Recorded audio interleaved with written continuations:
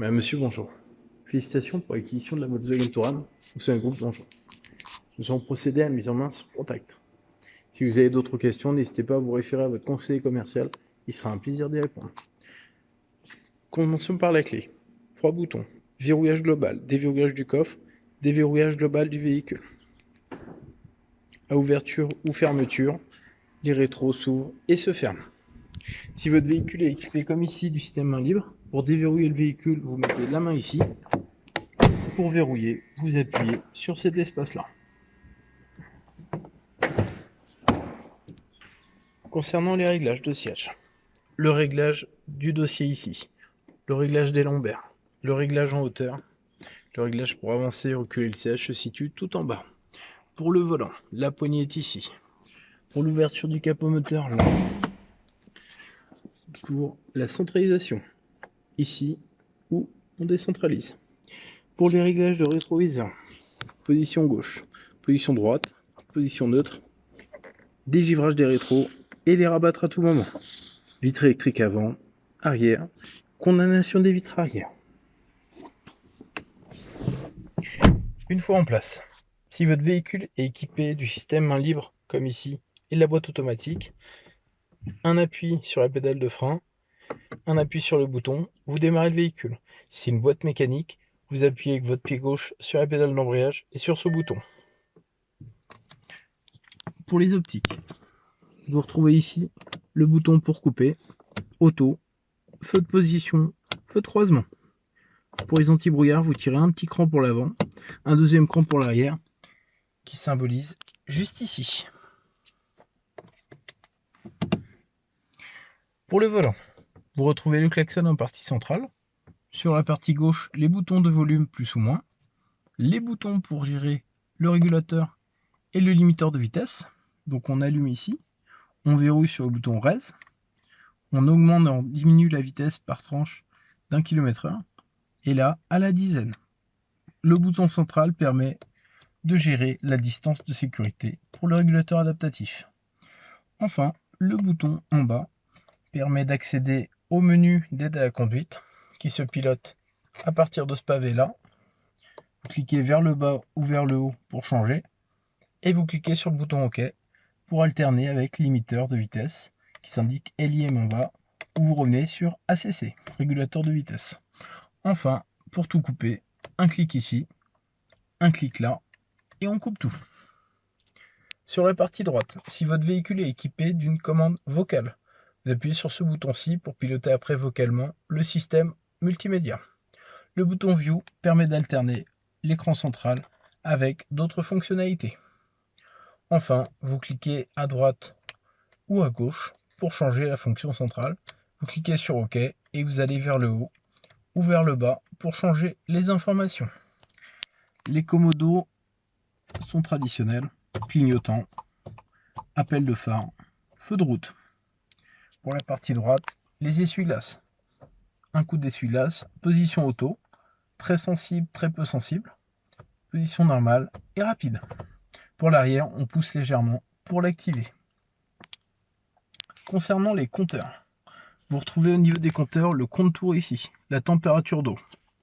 En partie centrale, l'heure, la position de la boîte, la vitesse ou information laissée, le kilométrage global, le journalier et la température extérieure. Le totaliseur kilométrique journalier se remet à 0 ici. Enfin la vitesse, le niveau de carburant.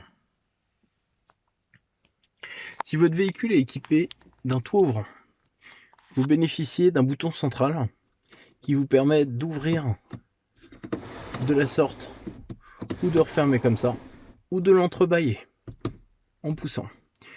Pour le store électrique, vous avez ces boutons-ci qui vous permettent d'ouvrir ou de fermer. Un lecteur CD et 2 lecteurs de carte SD est positionné au-dessus de la boîte à gants. En dessous de l'écran multimédia, vous retrouvez le système de climatisation. Le système de climatisation est automatique Trizone. Il se pilote en appuyant sur le bouton menu qui vous permet d'afficher l'écran global. Une fois allumé, vous pouvez gérer température arrière, conducteur, passager. Vous la pilotez ici pour le conducteur, le passager ici. Sync vous permet de contrôler tout le véhicule. si le passager y touche, on est en tri-zone. Enfin, la ventilation s'augmente, se diminue ici. Bouton auto met en route automatiquement. Clim rapide, air climatisé ou ventilation, dégivrage rapide et dégivrage arrière. Pour finir, le bouton Restitute vous permet de restituer l'air chaud ou froid resté dans le circuit de climatisation quand vous marquez un temps d'arrêt de moins de 30 minutes. Si votre véhicule est équipé d'un haillon électrique, le bouton ci permet de l'ouvrir. Le bouton ici pour activer l'aide au stationnement. Le système pour désactiver le start and stop. Dessous, vous retrouvez deux prises USB avec la prise auxiliaire jack. Vous retrouvez sur ce modèle une boîte automatique qui se pilote avec la gâchette ici pour changer la position parking quand vous êtes stationné, marche arrière, neutre, drive ou sport. Et enfin, le mode séquentiel. Pour finir, le frein électrique. Il se pilote, soit vous le retirez manuellement en appuyant sur la pédale de frein et sur ce bouton.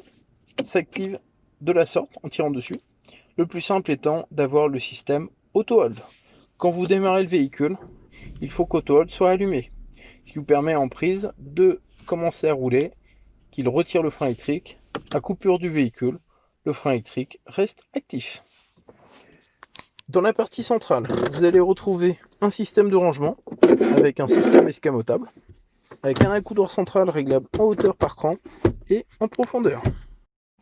Concernant l'arrière, sur ce véhicule équipé des 7 places, vous retrouvez déjà ici la partie pour activer ou désactiver la sécurité enfant. Vous retrouvez en partie centrale la climatisation trizone. Enfin, le système des sièges. Effectivement simple.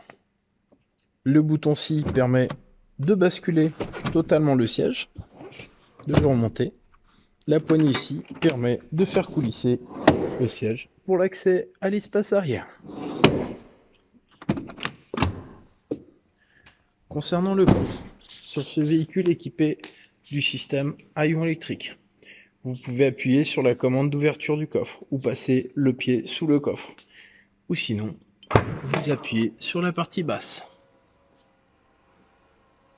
Vous retrouvez ici les deux sièges supplémentaires qui peuvent s'intégrer dans le plancher. Vous retrouvez en partie basse le système de cache-bagages qui peut se clipser de part et d'autre du véhicule en déclipsant les pattes et en les intégrant dessous. Enfin, un système anti-crevaison est situé en dessous. Concernant le carburant, une pression sur la trappe.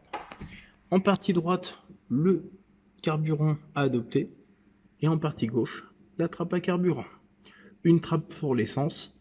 Si vous bénéficiez d'un véhicule diesel, vous aurez une autre trappe qui sera de l'AdBlue. C'est un additif qui est indispensable au bon fonctionnement du véhicule. Vous pouvez faire la pointe chez Volkswagen très facilement. Enfin, nous allons nous intéresser au moteur. Pour l'ouverture du capot moteur, vous venez légèrement au-dessus du logo côté droit. Vous poussez, c'est un vers 1.